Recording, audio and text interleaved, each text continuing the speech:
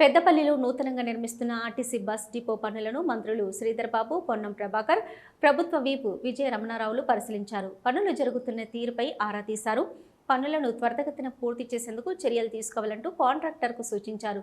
ముఖ్యమంత్రి రేవంత్ రెడ్డి ఆదేశాల మేరకు పెద్దపల్లిలో ఆర్టీసీ బస్ డిపోను నిర్మిస్తున్నామన్నారు.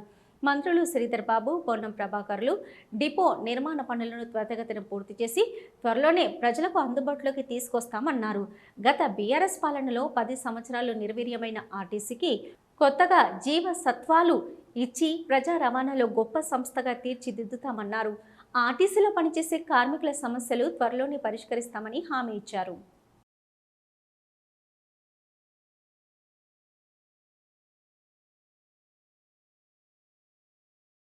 శాసనసభ్యుడు విజయ రమణారావు గారి విజ్ఞప్తి మేరకు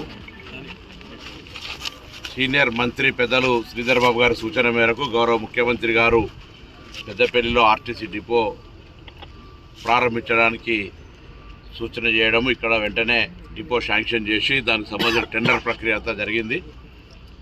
కొంత పనులు జాప్యం జరుగుతున్నప్పుడు వాస్తవంగా రవాణా శాఖకు సంబంధించినటువంటి కాంట్రాక్టర్ పనుల్లో ఎటువంటి జాప్యం జరగదు.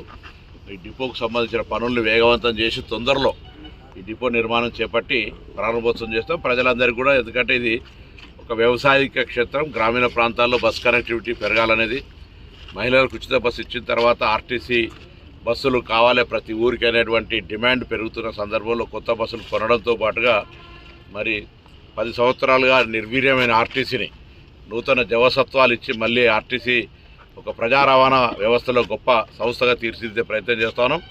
కార్మికులకు సంబంధించిన అన్ని సమస్యలను కూడా పరిష్కరించి మేము వాళ్ళు కొంత రాంగ్ అపోహలో ఉన్నట్టున్నది. ఈ ప్రభుత్వం ఉప ముఖ్యమంత్రి గారి నాయకత్వంలో 5 మంత్రులం దాదాపు 14 గంటలు కూర్చొని చీఫ్ సెక్రటరీ గారితో పాటు 5 సీనియర్ ఐఏఎస్ ఆఫీసర్లు